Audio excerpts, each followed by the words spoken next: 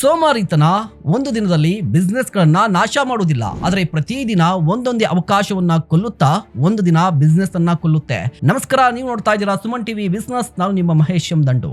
ಮೊದಲು ಇವತ್ತಲ್ಲ ನಾಳೆ ನೋಡೋಣ, ಒಂದು ದಿನ ಮಾತ್ರ ಅಂತ ಅಂದ್ಕೊಳ್ತೀರಿ. ನಾಳೆ ಮತ್ತೆ ರಿಪೀಟ್, ನಾಡಿದ್ದು ಮತ್ತೆ ರಿಪೀಟ್. ನಿಧಾನವಾಗಿ ಅದು ಒಂದು ನಿರ್ಧಾರ ಅಲ್ಲ, ಒಂದು ಅಭ್ಯಾಸ ಆಗುತ್ತೆ. ಮೊದಲ ದಿನ ಏನೂ ಆಗೋದಿಲ್ಲ, ಮೊದಲ ತಿಂಗಳು ಏನೂ ಅನ್ಸೋದಿಲ್ಲ. ಆಗ ಎಲ್ಲರೂ ಅಂದ್ಕೋತಾರೆ ಇನ್ನೊಂದು ದಿನ ತಡವಾದ್ರೆ ಏನಾಗುತ್ತೆ ಅಂತ. ಆದ್ರೆ ಬಿಸ್ನೆಸ್ ನಲ್ಲಿ ಒಂದು ದಿನದ ವಿಳಂಬ ಕೆಲವೊಮ್ಮೆ ಒಂದು ವರ್ಷದ ಹಿಂದಕ್ಕೆ ತಳ್ಳಬಹುದು. ಒಬ್ಬ ಬಿಸ್ನೆಸ್ ಮ್ಯಾನ್ಗೆ ಪ್ರತಿ ಬೆಳಗ್ಗೆ ಒಂದು ಅವಕಾಶ, ಪ್ರತಿ ಕಾಲ್ ಒಂದು ಅವಕಾಶ, ಪ್ರತಿ ಮೀಟಿಂಗ್ ಒಂದು ಅವಕಾಶ, ಪ್ರತಿ ನಿರ್ಧಾರವೂ ಒಂದು ಅವಕಾಶ. ಆದ್ರೆ ಸೋಮಾರಿಗೆ ಪ್ರತಿಯೊಂದು ಅವಕಾಶವೂ ನಂತರ ನೋಡೋಣ ಅನ್ನುವ ಮಾತಾಗಿ ಬದಲಾಗುತ್ತೆ. ಪರಿಣಾಮ ಕಸ್ಟಮರ್ ಕಾಯ್ತಾನೆ, ಮೀಟಿಂಗ್ ಮುಂದೂಡಲ್ಪಡುತ್ತೆ, ಪೇಮೆಂಟ್ಸ್ ತಡವಾಗುತ್ತೆ, ಹೊಸ ಐಡಿಯಾಗಳು ಫೈಲ್ ನಲ್ಲೇ ಉಳಿಯುತ್ತೆ. ನೀವು ಯೋಚಿಸಿದ ಅದೇ ಐಡಿಯಾವನ್ನ ನಿಮ್ಮ ಕಾಂಪಿಟೇಟರ್ ಮೊದಲು ಮಾರ್ಕೆಟ್ಗೆ ತರ್ತಾನೆ.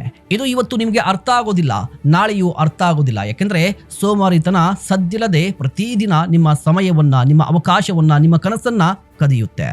ಒಂದು ದಿನ ನೀವು ಹಿಂದಿರುಗಿ ನೋಡಿದಾಗ ನಿಮ್ಮೊಂದಿಗೆ ಆರಂಭಿಸಿದವರು ನಿಮಗಿಂತ ಬಹಳ ಮುಂದಕ್ಕೆ ಹೋಗಿರ್ತಾರೆ. ನಿಮ್ಮ ಮಕ್ಕಳು ಕೇಳ್ತಾರೆ, ಅಪ್ಪ ಈ ಐಡಿಯಾ ನಿಮಗೆ ಮೊದಲೇ ಬಂದಿತ್ತು ಅಂತ ಹೇಳಿದ್ರಲ್ವಾ, ಹಾಗಾದ್ರೆ ಅವ್ರು ಹೇಗೆ ಮಾಡಿದ್ರು ಅಂತ. ನಿಮ್ಮ ಎಂಪ್ಲಾಯೀಸ್ ಅಂದುಕೊಳ್ತಾರೆ, ಸರ್ ನಿರ್ಧಾರ ತೆಗೆದುಕೊಳ್ಳಲು ತುಂಬಾ ತಡ ಮಾಡ್ತಾ ಇದ್ದಾರೆ ಅಂತ. ನಿಮ್ಮ ಕಸ್ಟಮರ್ಸ್ ಬೇರೆ ಕಡೆ ಹೋಗಿರ್ತಾರೆ. ಆ ದಿನ ನಿಮಗೆ ಒಂದು ಸತ್ಯ ಅರ್ಥ ಆಗುತ್ತೆ, ನನ್ನನ್ನ ಸೋಲಿಸಿದ್ದು ನನ್ನ ಕಾಂಪಿಟೇಟರ್ ಅಲ್ಲ, ನನ್ನ ಸೋಮಾರಿತನ ಅಂತ ಹೇಳಿ.